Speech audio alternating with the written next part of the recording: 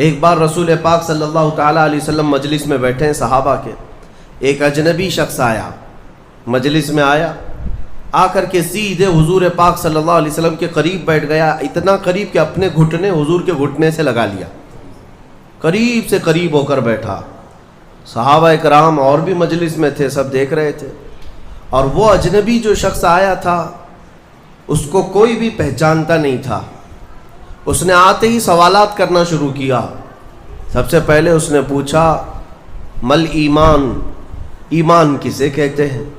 رسول پاک صلی اللہ تعالیٰ علیہ وسلم نے جواب دیا، اس بات کا اقرار کرو کہ اللہ تبارک و تعالیٰ کے سوا کوئی معبود نہیں، محمد صلی اللہ تعالیٰ علیہ وسلم اللہ کے رسول ہیں، فرشتوں پر اور اللہ کی کتابوں پر، رسولوں پر، تقدیر پر، قیامت کے دن پر اور مرنے کے بعد دوبارہ زندہ ہونے پر یقین رکھنا۔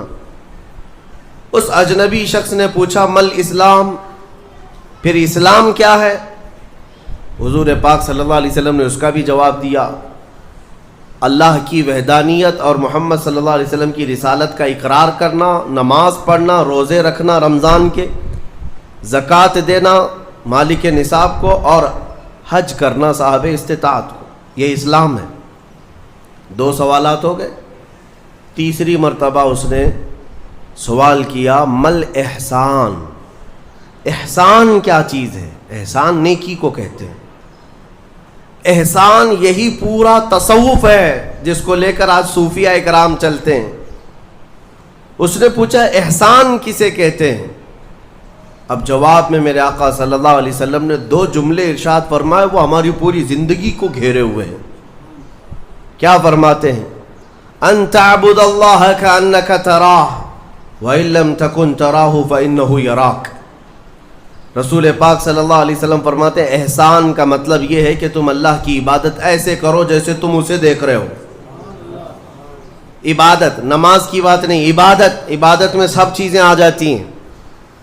روزہ بھی عبادت ہے، زکوٰۃ بھی عبادت ہے، حج بھی عبادت ہے، خیرات بھی عبادت ہے، نماز بھی اس کا ایک حصہ ہے۔ اور رسول پاک نے فرمایا ساری عبادت ایسے کرو جیسے تم اللہ کو دیکھ رہے ہو، اور اگر تمہاری یہ کیفیت نہیں آ پاتی تو ایسی عبادت کرو کہ اللہ تمہیں دیکھ رہا، یہ خیال تو آ جائے کہ اللہ تمہیں دیکھ رہا ہے۔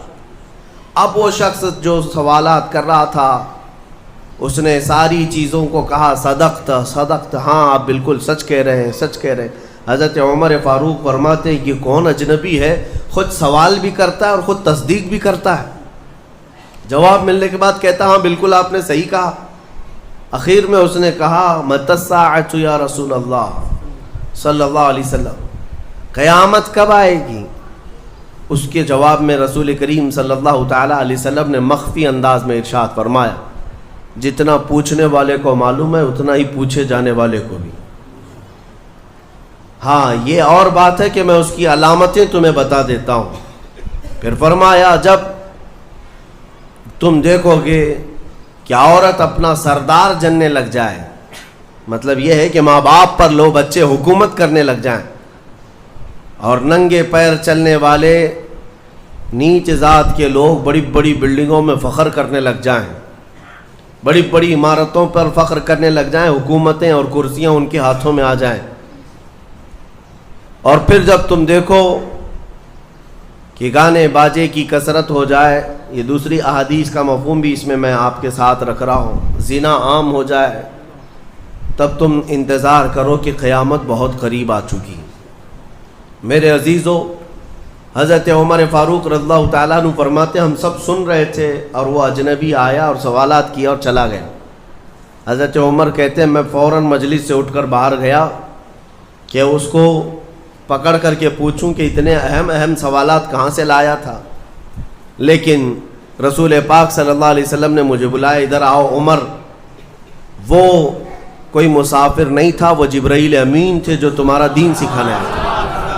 اتاکم جبرائیل یعلمکم دینکم، وہ تمہارا دین سکھانے تمہیں آئے تھے۔ بہرحال یہ حدیث جبرائیل اس کو کہتے ہیں۔ اس میں جو لفظ آیا ہے کہ تم اللہ کی عبادت ایسے کرو جیسے تم اسے دیکھ رہے ہو، یہ ہماری پوری زندگی کا حصہ ہونا چاہیے، پوری زندگی کا حصہ۔ اسی لیے میرے آقا صلی اللہ تعالیٰ علیہ وسلم سے سوال کیا گیا تھا. صحابہ نے پوچھا دنیا کی طاقتور چیزوں میں بڑی طاقت والی چیز کون سی ہے؟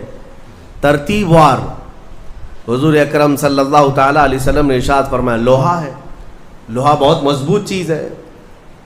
صحابی نے پوچھا کیا اس سے بھی زیادہ طاقتور کوئی چیز ہے؟ کہا ہاں اس سے بھی زیادہ اگر طاقت آگ میں ہے، کیونکہ آگ لوہے کو پگھلا دیتی ہے. پوچھنے والے نے کہا کیا آگ سے بھی زیادہ طاقت کسی میں ہے؟ حضور نے فرمایا ہاں پانی میں ہے، پانی آگ کو بھی بجھا دیتا ہے. پانی کی طاقت بہت زیادہ ہے. سونامی پانی ہی سے تو آتا ہے. اور اس کے بعد پھر پوچھنے والے نے کہا کیا پانی سے بھی زیادہ طاقت کسی کی ہے؟ آپ صلی اللہ علیہ وسلم نے فرمایا ہاں دنیا میں سب سے زیادہ طاقت ہوا کے اندر ہے. وہ پانی ہو کہ لوہا ہو کہ آگ ہو، سب کو ہوا اڑا لے جاتی ہے. اور ہوائیں جب جوش میں آئیں یا جلال میں آئیں تو بڑے بڑے پہاڑ بھی کھسک سکتے ہیں. ہواؤں کی طاقت کا اندازہ تم نہیں لگا سکتے. گھروں کی چھتیں اکھاڑ لیں گی اور لوگوں کو تہس نہس کر دیں گی ہوائیں اگر جلال میں آئیں. تو پھر پوچھنے والے نے پوچھا کیا اس سے بھی زیادہ طاقت کسی کے اندر ہے؟ حضور پاک صلی اللہ علیہ وسلم نے فرمایا ہاں ایک چیز میں ہے اور اس سے زیادہ پھر کسی کی چیز میں نہیں. پوچھا وہ کیا ہے؟ میرے آقا صلی اللہ علیہ وسلم فرماتے ہیں اس ہاتھ میں ہوا سے زیادہ طاقت ہے جو اللہ کی راہ میں عطا کیا تو دوسرے ہاتھ کو خبر نہ ہوگی. یہ اخلاص والا ہاتھ، اخلاص والا ہاتھ کہ اسے خود خبر نہ ہوئی ہو کہ اس نے اللہ کی راہ میں دیا ہے تو کتنا دیا، کیسے دیا. میرے عزیزو یہ اس کو اخلاص کہتے ہیں. یہ خالص اللہ کے لیے دیا، خالص اللہ کے لیے دیا، اس کی طاقت بہت زیادہ ہے. اب آپ کو میں وہ نکتہ بھی سمجھا دوں. اولیاء اکرام کی کرامتیں سنتے رہتے ہیں، میاں وہ کیا کھا کر کے اتنی طاقت بنائے تھے. غوث پاک رضی اللہ تعالیٰ عنہ بغداد میں بیٹھے ہوں اور دریا میں اگر سیلاب یا طوفان آ جائے اور کشتی بھنور میں پھنسنے لگے تو کئی واقعات ہیں کہ کشتی میں بیٹھے ہوئے مسافروں نے دیکھا کہ غوث پاک تشریف لائے، ان کی کشتی کو سل دیا، سنبھالا. جن کشتیوں میں پھٹن تھی یا پانی آ رہا تھا، یہ طاقت کیسے، یہ تصرف کیسے ان کے پاس حاصل ہوا؟ کوئی کھانا پانی ایسا ہے دنیا میں جس کو کھانے کے بعد اتنی بڑی طاقت مل جاتی ہے؟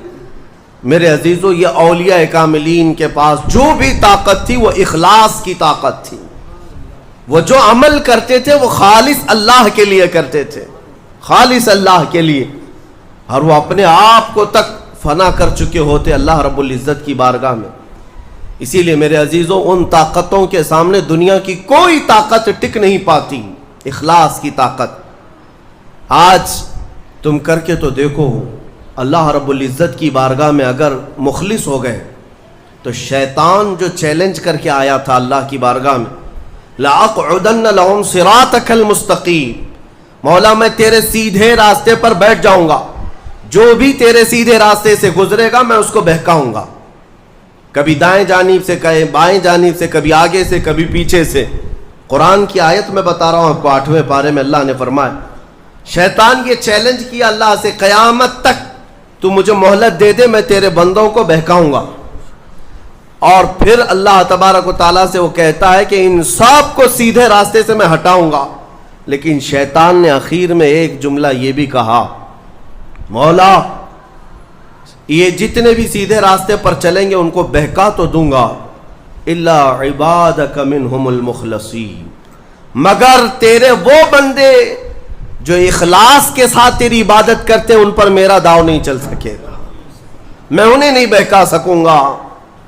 اب اندازہ کرو کہ شیطان جس کے پاس ساری طاقتیں آ جاتی ہیں باطل طریقے سے وقتی طور پر، وہ عاجز آ گیا تو پھر دنیا کی یہ چھوٹی موٹی طاقتیں تمہارا کیا بگاڑ لیں گی؟